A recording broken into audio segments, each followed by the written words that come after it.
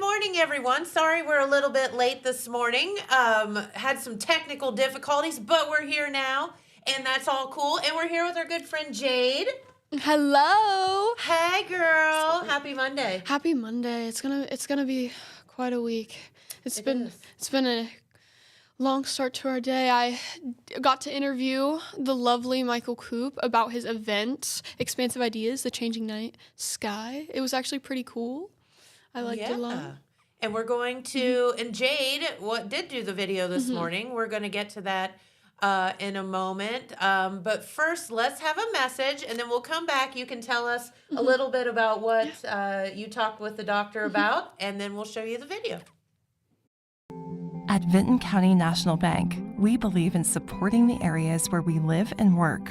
Now, we'd like to honor those who also serve our communities. Our new Community Champions account is especially for first responders, veterans, active military, and anyone employed in the fields of healthcare or education. This account offers rewards, discounts, and other benefits to those who give so much to others. Vinton County National Bank, rewarding those who serve.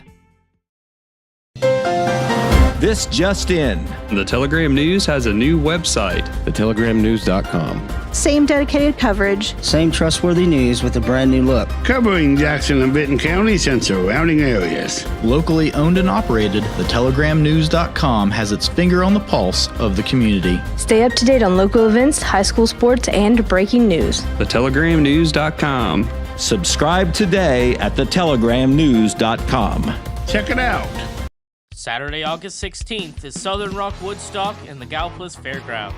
This event will feature 3 decades of original artists and legends, such as Leonard Skinner, 38 Special, and Molly Hatchet.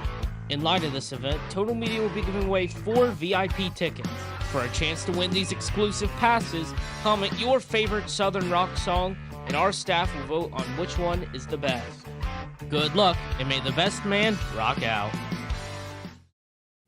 All right, and we are back on this Monday again with our good friend Jade. And Jade, you did an interview this morning before we started the show beforehand. And you said it was super duper interesting. It was so interesting. I got to talk to Michael Koop about his upcoming event, Expansive Ideas, The Changing Night Sky, as I said. And, you know, my strong suit has never been anything like science or like astrology or like anything like that. But like all he had to do was just put up like a cool thing to the camera and show a flashlight, and it showed a pretty light. And I was like, ooh, like literally in the video, I physically won you over quickly, huh? Literally physically in the video, I went, ooh, pretty lights. I'm so easily impressed. But he was so great talking about his upcoming event and what is going to be talked about. And we actually have the video right now if you would like to see it. Yeah, we're going to do that. And then after that, we'll be back with Pete Wilson and some news because we didn't catch up with him on Friday. So we have a lot to catch up with Pete on and some stuff that happened over the weekend as well. So let's get to the video and we'll be back with Pete. Hello, everyone. Good morning. Today, we're here with our great friend, Dr. Koop, or Michael, as he told me to call him. And can you give us a little overview of what you do and who you are? Yeah, my name is Michael Koop. I teach physics and astronomy on the Ohio University Chillicothe campus, as well as a bunch of the other campuses. I get streamed out to all the different campuses. And I also try to be involved with public outreach, science outreach to schools, libraries, sometimes different camps will invite me. So try to be involved in a lot of that as well. That's so exciting. And I heard that there is an event coming up. Can you tell us a little bit about that? Yes, this Wednesday, March 5th at 5 o'clock on the Chillicothe campus, I'm holding an Expansive Ideas event, which is a kind of interactive lecture. I'll be doing demos, inviting people up to kind of help me with some of those demos. Kind of science outreach event. And the topic this time is going to be on the changing night sky, talking about how throughout a lot of human history, the night sky has been seen as something, eternal and unchanging. But with modern tools, we can actually see many, many changes going on, stars forming and other stars dying and exploding. And we can learn a whole lot about how our universe works by studying these, really interesting objects and events. Yes. Is it going to be an overview and like a kind of talked about, or is there going to be activities involved with this event? It's going to be, partly lecture and partly demos that I might ask, for volunteers from the audience to kind of help me, Okay. demonstrate different aspects of things. It is an all ages event. It is no science background required. You don't have to be an expert in science to, get something out of this. In fact, we want to encourage more people to, come to this who might not have this kind of background, so we can share a little bit about the sorts of things that interest us and that make us enthusiastic about teaching. We want to share that with the rest of the community and be beneficial to the Chillicothe community. Yes. And how did this event come to be? What inspired you guys to focus on the night sky for this event? Well, this is part of a series. It's been a while since I've been able to hold one of these events, but I've done previous talks on black holes, on scientific critical thinking, on the properties of sight and sound, like how we see and perceive different things and how those senses can be tricked. We've done a number of these different events before. Last year we didn't have one because we were busy hosting an event for the solar eclipse that happened last year. But excited to be back and doing another one of these events. Yes. Are there any guest speakers or special presentations that are going to be placed during this? During this one, it's mostly just going to be me. We do have on the Chillicothe campus a number of other, outreach events, guest speakers. You can find all of that by going to ohio.edu/Chillicothe, and you'll find our calendar of events. We have regular events that are free to the public. We also have things that are, different kinds of workshops. If you're interested in different kinds of art, there's a lot of different kinds of outreach workshops that we do as well.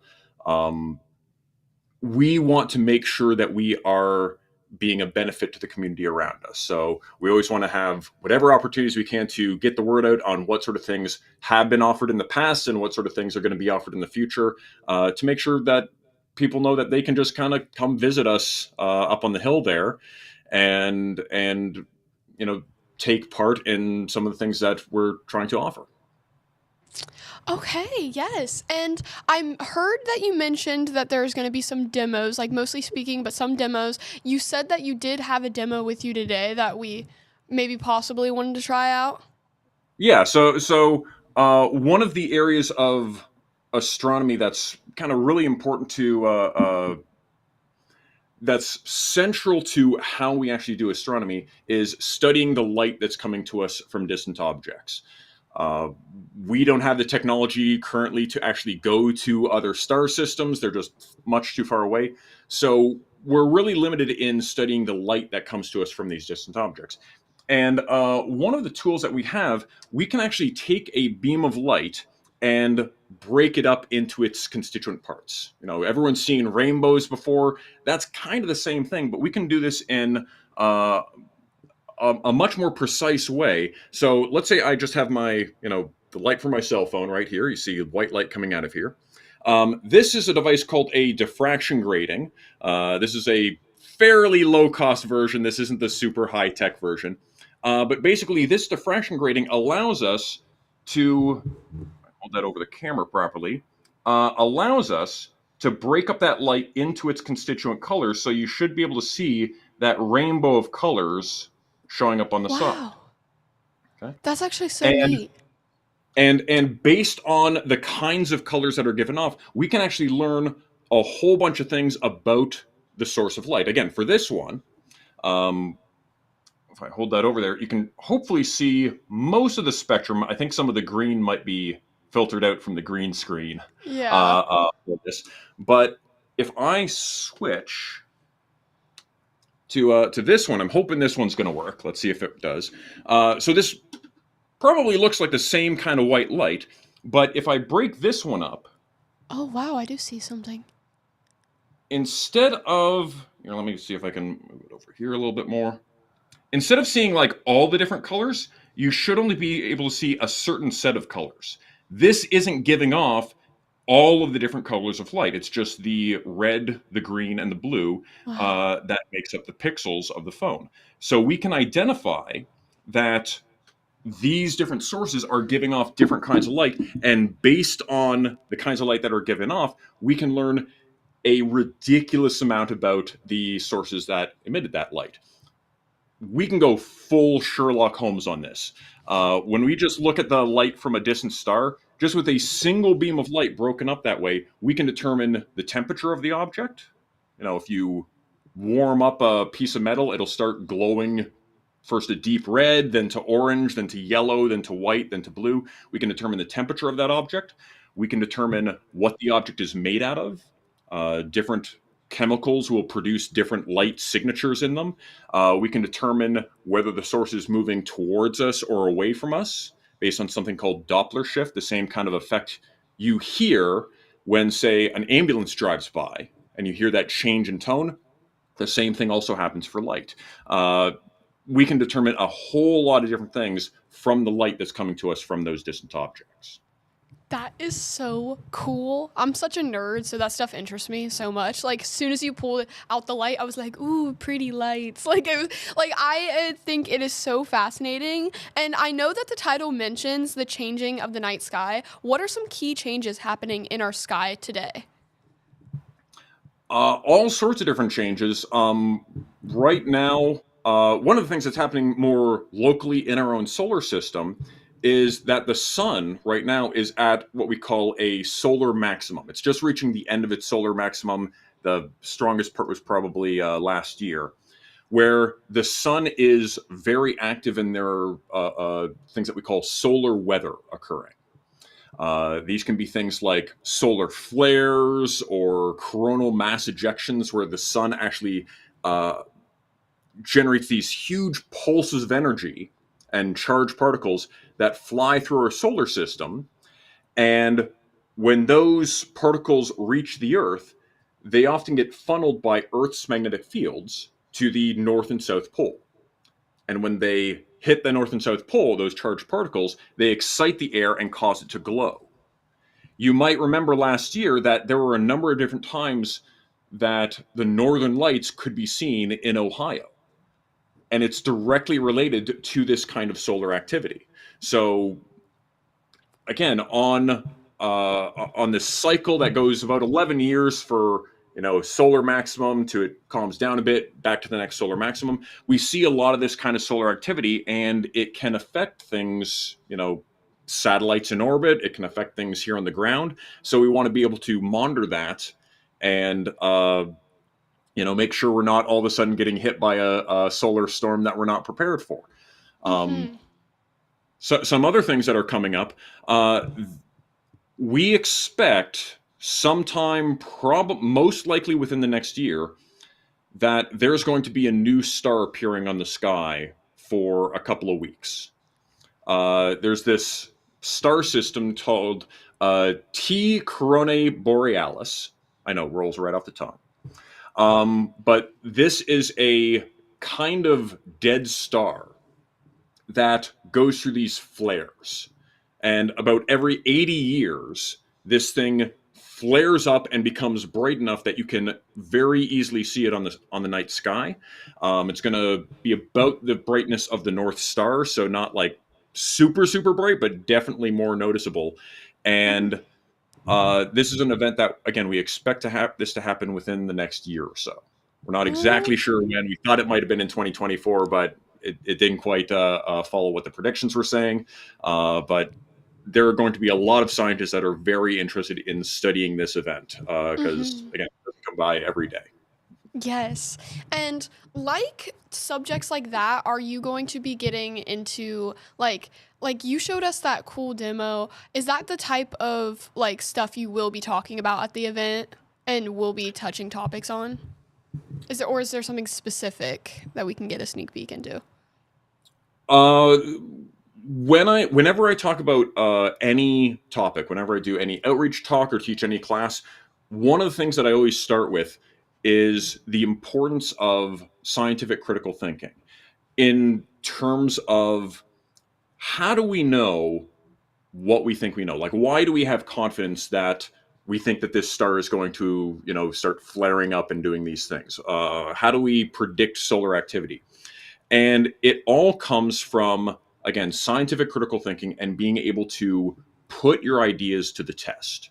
So even in my classes, I say, just because I'm the person at the front of the room talking does not mean that I know what I'm talking about.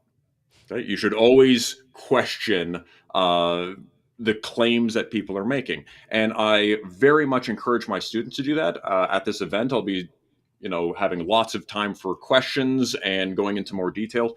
So the demos that I'll be doing are trying to either specifically demonstrate things like, again, that we can, break light up into its constituent parts and study it in that way, or trying to show analogies that give us a little bit more of a intuitive understanding of how these kinds of systems work. Because most of us, basically all of us, don't have any intuitions on how things like stars form or, stars go through the life cycles. We just don't have that intuition. It's not an everyday thing for us. So I try to always put in different kinds of demonstrations to make better connections and meet people at what their level of kind of scientific knowledge is. And again, this is an all ages, no science background required sort of thing. So I'm going to try to do that a lot during this event. Yes, that's so exciting. And how do you hope this event will inspire curiosity or learning about space and astronomy like that? I kind of often think about astronomy as kind of a gateway science. These ideas in scientific critical thinking and testing ideas, performing experiments or making observations to really say, how can I try to prove myself wrong? And if I fail to prove myself wrong, then I've got a pretty decent idea. That kind of methodology can be hugely applicable in all areas of life. But I like thinking of astronomy specifically as kind of a gateway science to see, here are some amazing things that happen in the universe. Here are the methods that we apply to try to study those kinds of systems and learn about that, develop ideas, testing those ideas. And you can take those same skills and apply them to things like in everyday life. Like, I don't know, if you're buying a car, you wouldn't just say, "Oh, this person said it's a really good car, so I'm just going to accept that." You test things out. So again, these skills that we often talk about in science classrooms, they are hugely useful in, I would argue, pretty much any aspect of modern living. Yes. And okay, how long have you been teaching actually? I've been teaching at Ohio University Chillicothe for, I think, coming up on 10 years. I started in fall of 2015. Wow. So yeah, I've been there just about 10 years now. Okay, so you got some experience on your back. How long have you been doing these events like these?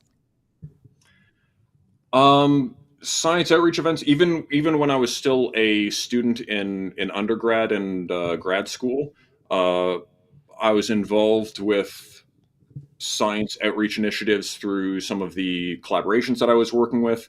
I used to work with a collaboration called Nanograv, which their kind of program, instead of looking at the light coming to us from distant objects, they were trying to detect something called gravitational waves, where literally as objects are orbiting around each other, let's say pairs of black holes orbiting around each other, they'll actually produce these little ripples in the curvature of space-time. And if we can detect those little ripples, we can figure out what sort of systems are producing these gravitational waves. And in effect, kind of seeing, it's not light, but we're kind of seeing these gravitational waves. So I was involved with, student outreach and science outreach projects for that, which that would have been in the like 2010 is, I think, when I got started with that collaboration. So yeah, I kind of found that during grad school, that even though I'm an introvert at heart, I got a lot of energy out of, sharing these science ideas, making it accessible to the general public at, again, whatever level the audience is interested in, and found that I was at least, moderately decent at it. So it's something that's very important to me. Education in general, the importance of education, and the importance specifically of critically testing the ideas. Like, again, going back to that whole, why do you have confidence in the claims that you accept?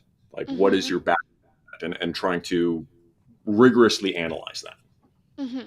And speaking on the importance of events like these, how do you think events like this are important for the community and people attending? In a lot of ways, again, I would argue that a educated citizenship is going to, if you're promoting education both for younger students learning these ideas earlier on, you're going to be, at least as one thing, you're going to be building a more adept workforce that will be able to contribute more economically, have increased standards of living. Those are important things, I think we can all agree that we want to make sure that we have a competitive workforce in Ohio and in the US in general. And education is is an absolutely essential way of making sure that happens. Again, we want to encourage things like scientific critical thinking in all areas of life. And in the workforce, like, you want doctors who have strong understandings of science and saying, what medical practices work well and which ones don't. You want to be able to say, which industrial applications work well and which ones don't. And it's always about testing that and applying these scientific critical thinking principles. And we are coming around time now, but how can people find this event and sign up to show up to this event?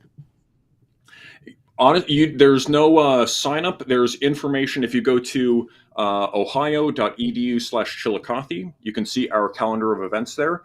But this event is free. There's no sign up required. It's on Wednesday, March 5th at 5 o'clock. It's going to be in the Bennett Hall auditorium.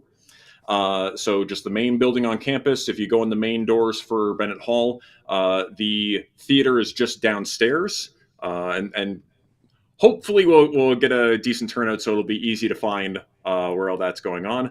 But yeah, no sign up required. Okay. Like I said, it's an all ages event.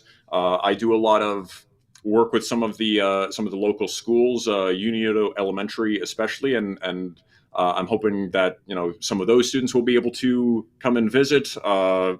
Again, kind of an all ages event. Everyone is welcome, and I'm really excited about this.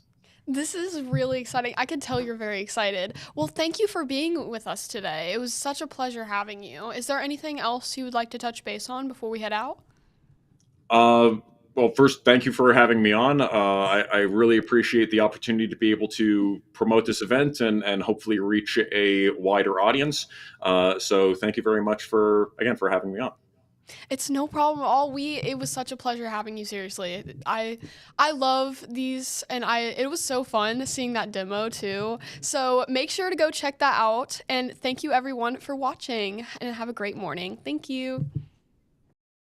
Did you know Jackson is home to a locally owned and operated full-service print shop? Zip Printing covers all your print, signage, and design needs. From business cards, booklets, and posters to yard signs, banners, screen-printed t-shirts, oversized signage, and more. We can help you or your business advertise and look good doing it. Zip Printing also offers logo design. Allow us to assist you in building or elevating your brand today. Zip Printing is located in the Stockmeister Plaza at 708 East Main Street in Jackson, Ohio. So stop in or give us a call at 740-286-3023.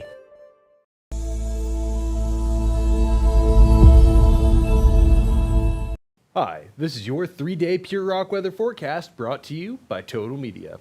Starting off on Saturday, we have a 20% chance of snow with highs around 37, lows around 19. Moving on to your Sunday, we have sunny skies with highs around 38 and lows around 21. Finishing up on your Monday, we have partly cloudy skies with highs around 43 and lows around 36. Have a good weekend, everybody. Well, thank God we just had a weather forecast from the weekend. Awesome. Okay, well, that forecast ought to be 100%, It should right? be, yes, it should be great. It's like knowing which horse won before you bet. Apologize about that. Okay. It's just been a day. Pete. Okay. It's Oh, well. been a day. But I'll tell you what, Pete Wilson is here, and you will be doing the news, some good, some not so good. It's right? almost always that way. And It yes, is. it's that way again, by the way. Okay, great. Okay. Well, our first story was our lead story in our Saturday paper. A lot of folks may have seen it, online, and of course we had it on our social media. A lot of people may have seen it that way as well. But it pretty, I think, safe to say, I try to tell the news, not try to judge it. But a pretty horrific situation. Yeah. I think most people would agree from a case, a law enforcement investigation now making its way in court. And this was a child sexual abuse case, which I know, really it's very alarming. Anytime those things happen, a crime against a child, especially in this case, very young children too, by people who were entrusted to make sure that those kids were okay. Exactly. Yeah. Well, here's the story. A Pike County man, his name is Homer Siders, is charged in this case, as well as there is William Siders right there. He has a Waverly address, and also charged, we don't have a picture of her because she's not in the local jail, but she is also charged, related charges is, her name is, her name is Carissa Watkins. Couldn't remember her first name. Now, she has a Jackson County address. It's John Barbie Road, Ray, which, of course, would be on the northern end of the county. And they are accused of crimes, really more than one, but the main crime involves a 6-year-old girl and a 4-year-old girl that were related to Carissa Watkins. Carissa Watkins, apparently, when these crimes took place, and we're talking about a period where a couple of the sexual-related crimes against these kids go back to July, and then another one of the charges is like a period all the way into January, like a 6-month period. Right, where it might. I'm not saying how many instances there were, but that period is covered. But anyway. Carissa Watkins apparently did childcare for a relative of these kids because the husband and the mother must have to be away, work or whatever. And she was one of the persons, not the only persons in charge of childcare. Mr. Siders was Carissa Watkins' girlfriend or boyfriend, and he was at the house a good bit, during the period when she was doing childcare. But he is accused of 2 counts of rape against these 2 kids. One is 6 years old, one is 4-year-olds, both girls. One of the charges of rape relates to back in July when the 4-year-old was 3 years old. All right? Oh, my God. And when you get charged with rape, that opens your mind to lots of different things, but it can be different sexual acts, not just intercourse, of course. And so he is charged with 2 counts of rape. She is charged because, I guess the bottom line was, she is charged with allowing or enabling him to do this, all right? Oh, my gosh. So anyway, also the charges relate to this was investigated by the Jackson County Sheriff's Office, and once the investigation began, of course, one of the ways, the electronics is a new way to trace activity, including criminal activity. And so when they got into cell phones that the two have, particularly that Mr. Siders either owns or had access to, they found pornographic images. Some of the images they found apparently according to what has been released in the investigatory reports and in the indictments, is some of the criminal acts that he allegedly did against these two kids were caught on video. They were videoed. They were on the cell phones. I don't know how much they were disseminated, but they were downloaded. That's a crime right there. Yes. You're not supposed to look, but when you download, when you record something and you keep it, that is a crime. You might delete it even, but it's still a crime that you did that.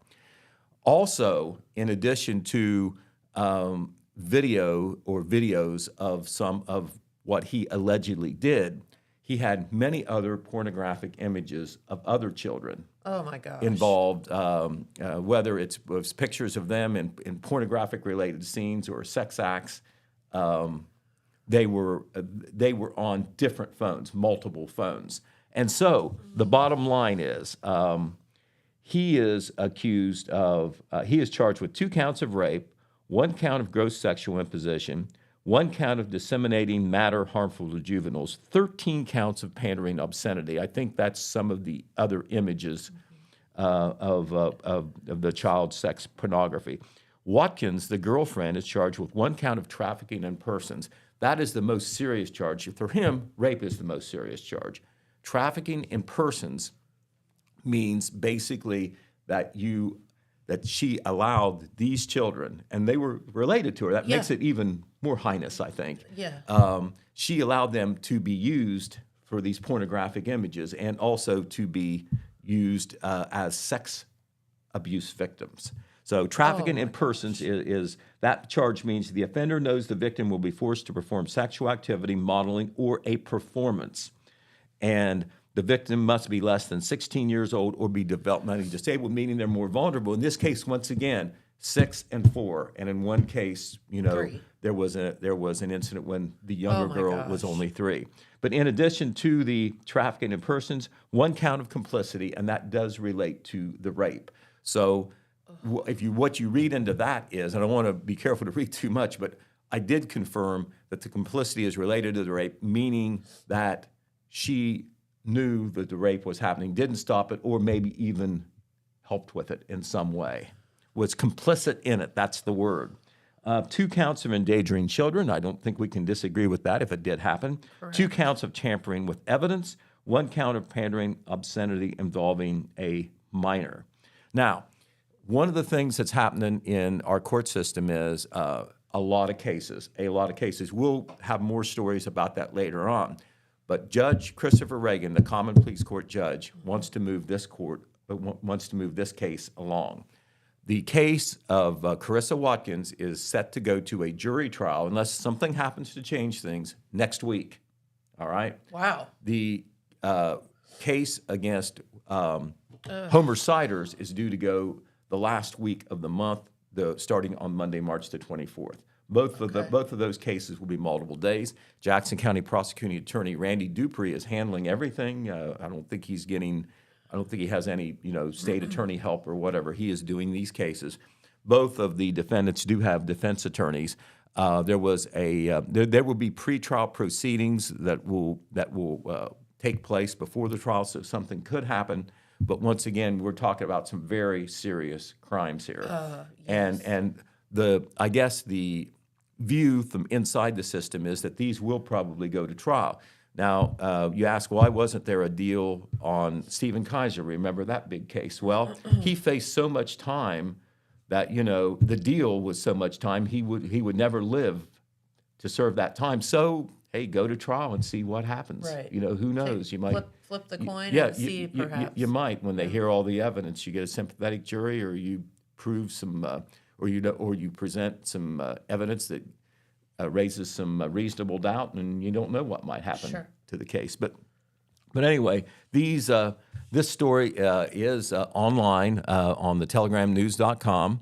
Facebook links as well too. It is a paid story behind our paywall, but a lot of people have already seen it. I think we sold a lot of papers because of it. And of course, it was in Saturday's print edition. And of course, we will be following up on that. As I said, there could be some pretrial activity, and if the trials happen this month now, we will certainly let you know how that plays out. But we can tell you from the responses we got from when the story was posted on Facebook, I mean, a lot of revulsion from the public about this. I mean, the sex acts and the rape and all that is one thing, but when children are involved, and very young children, the people involved in the criminal justice system say that this is one that sticks out for them. And they've seen a lot. They've seen a lot, prosecuted a lot, investigated a lot, observed a lot, adjudicated a lot. So we will see what happens there. All right, turning to some better news. Hey, we had a new business make its bow last weekend, the Bar and Grill, which is over there at 259 Chillicothe Street. There it is, the building. That, if you are looking at it, it looks different than it used to, but that is the old Western Auto store. But a lot has happened there since it was Western Auto, and Mike Durth had it for years, was selling lawn equipment in there and a bunch of other things, all dry goods, hardware. But now, have you ever seen such a collection of businesses in there? You've got a Vietnamese restaurant. They do American food too, but that's something they do that's different than anybody else. There's a hand car wash in the back that's very popular. There's a boba tea hut in there, and there's let's see what else is in there. There's a nail salon. Yeah, a nail salon is in there too. Tattoo parlor. But the latest thing, and it's kind of hooked in with the restaurant a little bit, but it is a new thing, is the Bar and Grill. You can see what it looks like inside. Very nice. It had its debut last Saturday. Our crew, I think Rodney and Jay Stewart, were there for a remote. And in addition to ordering food from the restaurant menu, you can also order what you would call typical bar food there. They do have a performance area. They're going to be trying to have live bands there. On a lot of these weekend dates, I think. I think they've already got a lot booked. But anyway, very, very nice business, very nice new addition to Jackson's restaurant lineup. And the thing that, in addition to some of the items there on that restaurant menu that's a little different, it's in a different area of town. Sure. That was one of the things that the owner talked about. It's over there in Pickletown. In Pickletown, on that north end of town. There's a couple convenience stores, but here is a full-scale sit-down restaurant there that's within walking distance for lots of folks, if that makes a difference. All right. I think it does. Exactly. Speaking of business, another good story. A well-known businessman who was a manager at one of the big stores in Jackson County has retired after 53 years of work, and that is none other than Greg Beckner. Greg Beckner was he closed his career as the manager at Jerry's Do-It Center in Wellston, and that's on State Route 327, South Pennsylvania Avenue, as you're heading out towards, the General Mills plant from Wellston. And that is Greg on the right, 53 years in the business. I don't think he was the manager that whole time, but he's been the manager for a long time. Very well-known man, very familiar face.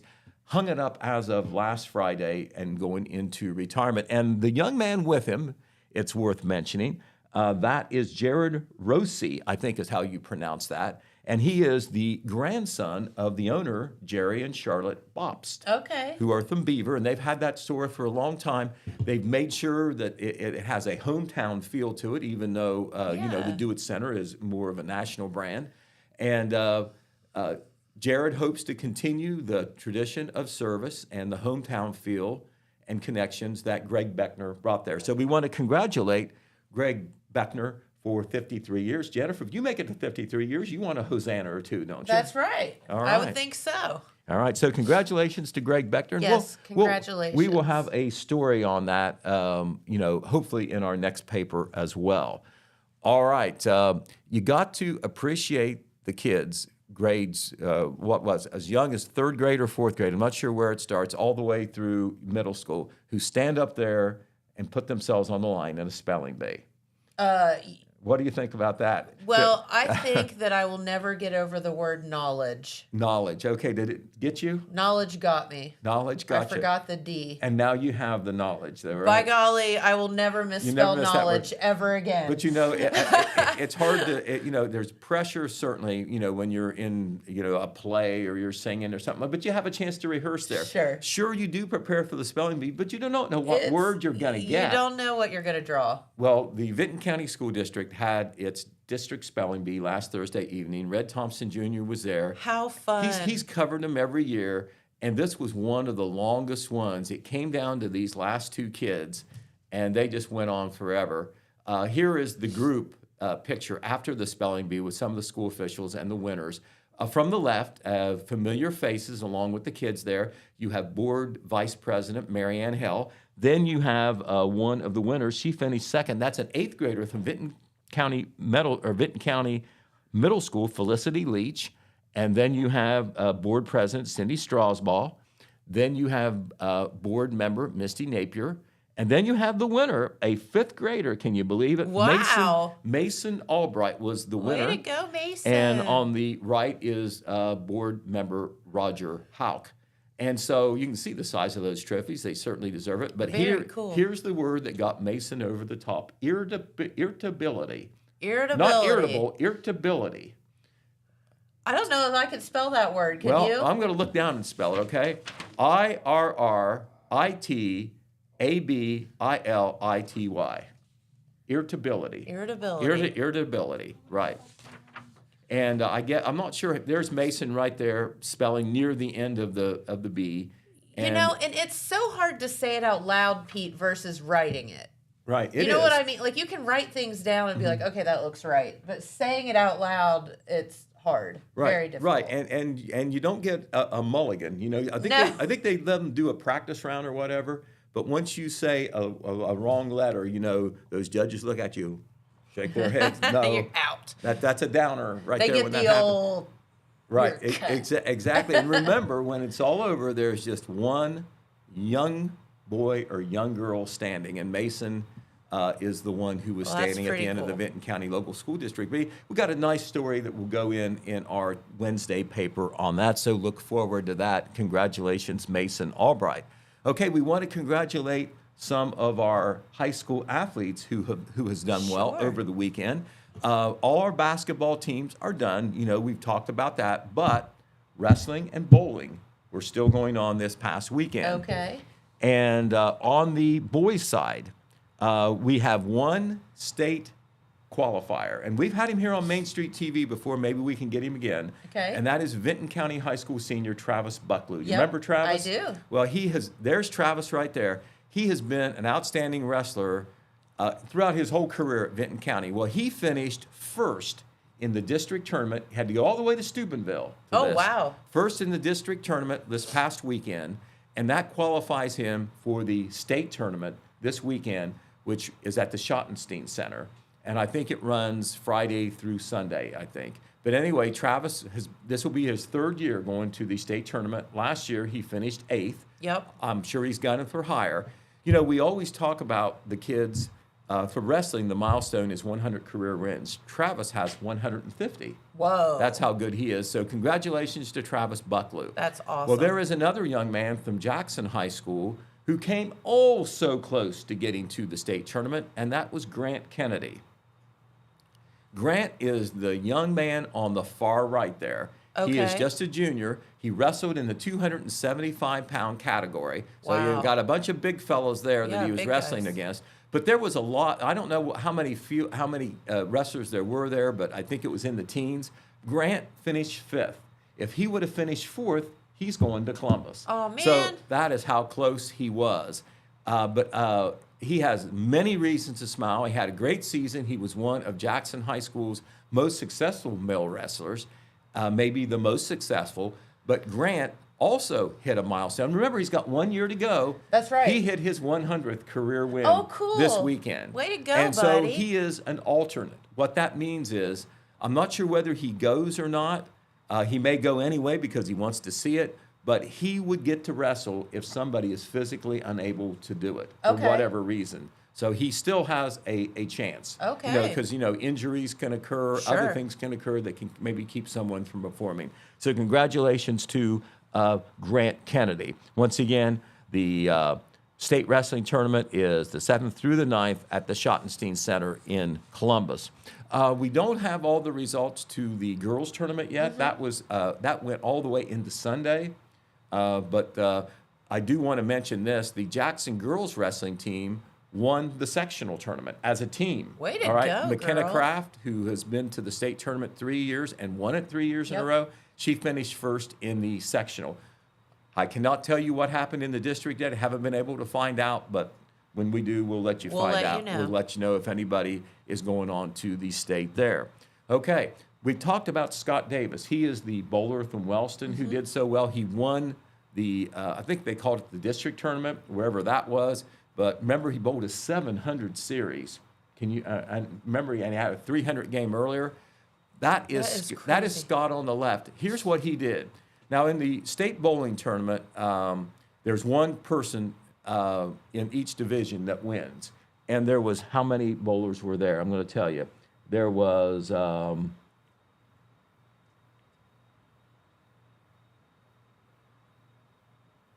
I don't know how many bowlers there were, but it was many, all right? A ton. He finished 35th.